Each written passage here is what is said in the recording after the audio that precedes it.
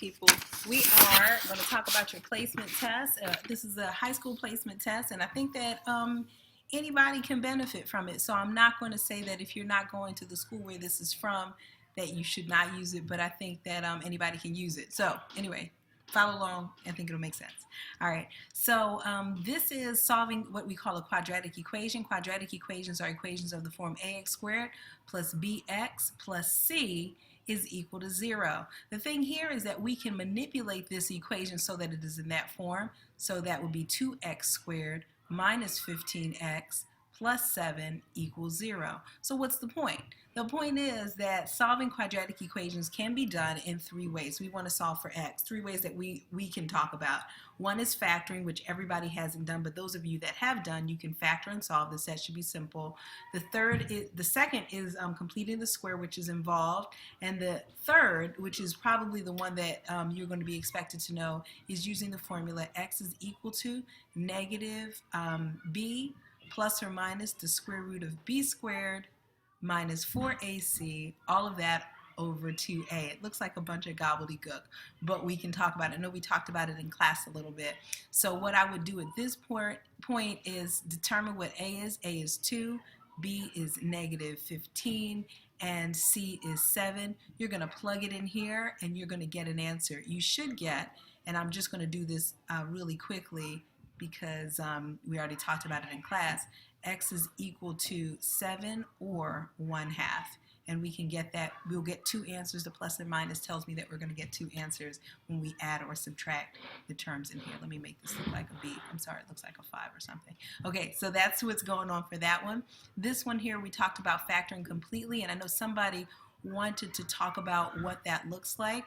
The first thing when we factor is we want to pull out what we call the greatest common factor, the thing that can divide evenly into each of these 3 terms. And we know that 2 can go into each of the coefficients, and we realize that each of the variable terms has an x in it, so 2x is going to be our greatest common factor. So when I factor that out, it's like the reverse distributive property. 2x times what gives me 40x to the 3rd power, and that would be 20x squared. And if I continue along with that thought process, I get 17x here minus 10. At this point, we want to see if we can factor this in here, because this is a quadratic expression, and for those of you that worked on factoring quadratics, we know that we can do that. So we did some stuff here. I kind of factored it out myself, and what the factors come out, this factor, what comes out to 5x minus 2 and times 4x minus 5. Yeah, 4x plus 5. And what I did is I factored by grouping. I took the 20 and the 10, multiplied it together, and I got negative 200. Then I had to figure out 2 numbers that multiply to give me a negative 200, yet add up to give me a positive 17. And then those 2 numbers would be a positive 25x and a negative 8, and then you go on from there. If you don't understand what I'm talking about, that's okay. That's something that we need to talk about personally, or you could look at a lesson from Chapter 8. Chapter 8 will kind of discuss that with you. 5, we're going to distribute through here. This is pretty simple. We're going to distribute through. We're basically trying to solve this inequality. We want to get the variable on one side and the other numbers on the other side. And that's pretty simple. We did this in class as well. I will just do it out in case you did not copy or didn't follow through.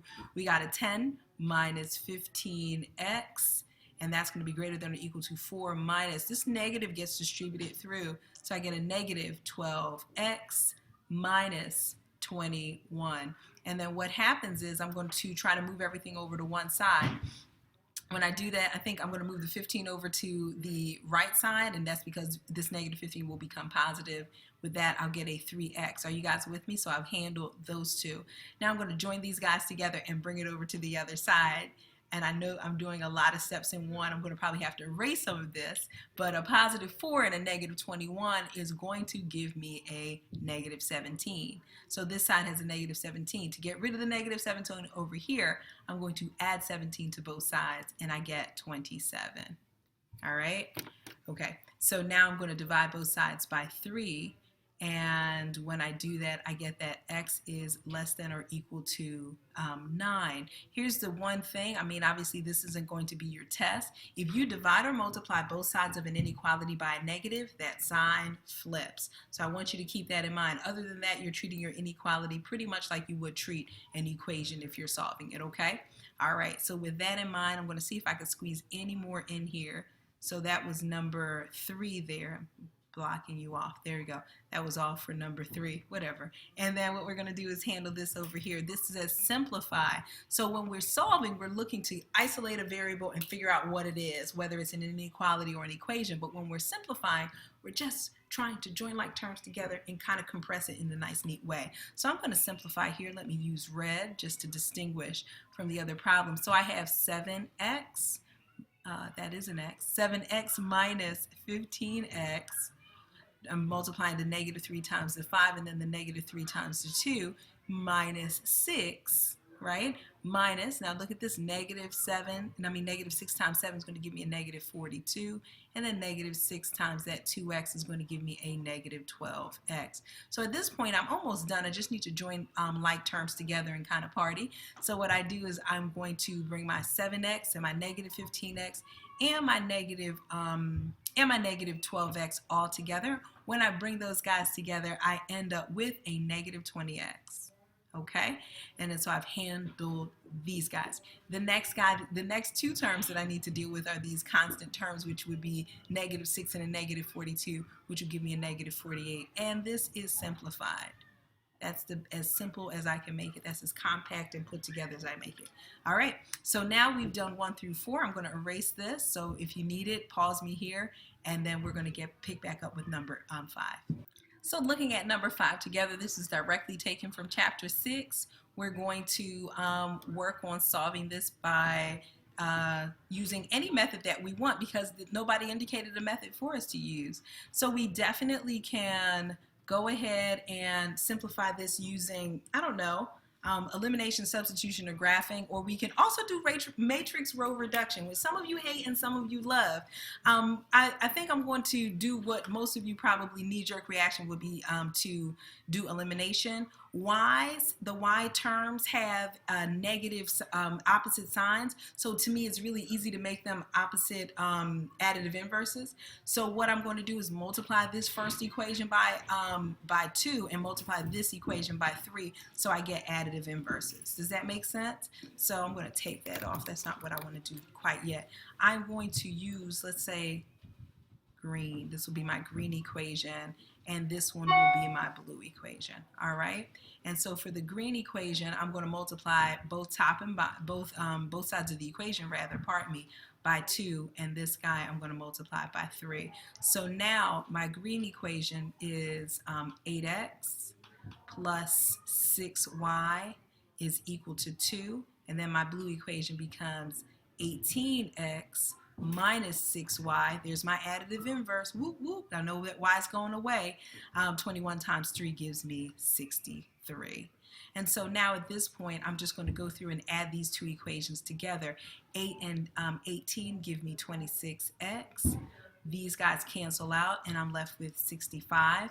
And at this point, I know it's not going to go in evenly, so I know it's bad to do this, but I always like to check myself. It's not bad to do this, but you can get fractions. You shouldn't be afraid of fractions, but anytime I say I'm going to get a decimal or something, I like to go back and check to make sure that my work is right, just so I'm not fooling around with numbers that are uncomfortable and then, oh, I made something wrong. You know what I'm saying? So I did something wrong. So I go back, I check, I see that everything is cool. I did multiply correctly. So this 26x is legit and this 65 is legit. When I divide both sides by 26, I get that x is indeed equal to 2.5. Not that bad of a decimal, not that bad of a fraction. Or you can write it as 5/2, whatever works, right?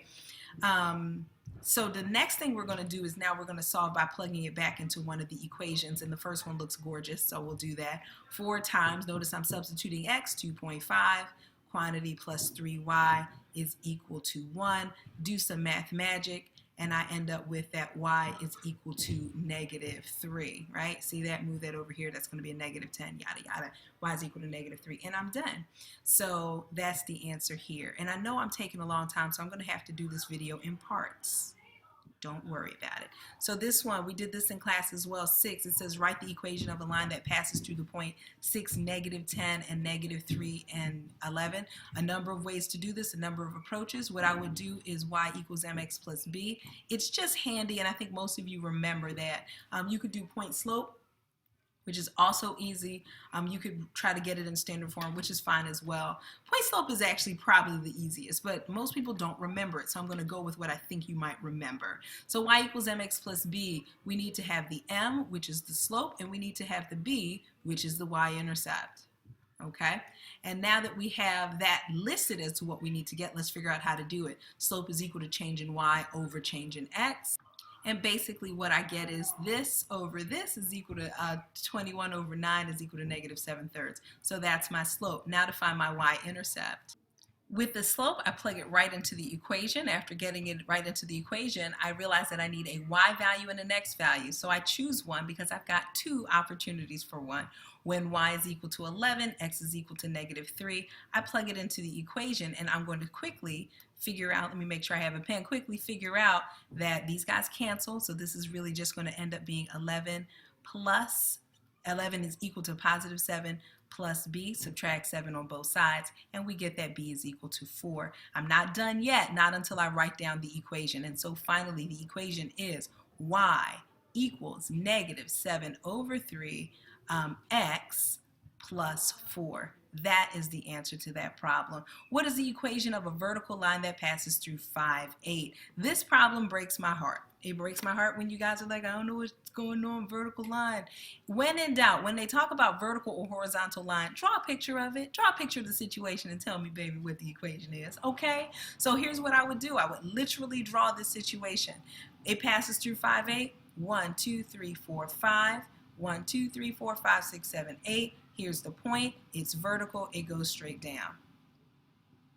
What do you know about this? We've talked about this. The slope is non-existent, so there is no coefficient per se of x. There's no y is equal to some coefficient of x. So that should tell you we are in a strange land. This is an equation that always will be x is equal to something. And in this case, x is just equal to the value of 5.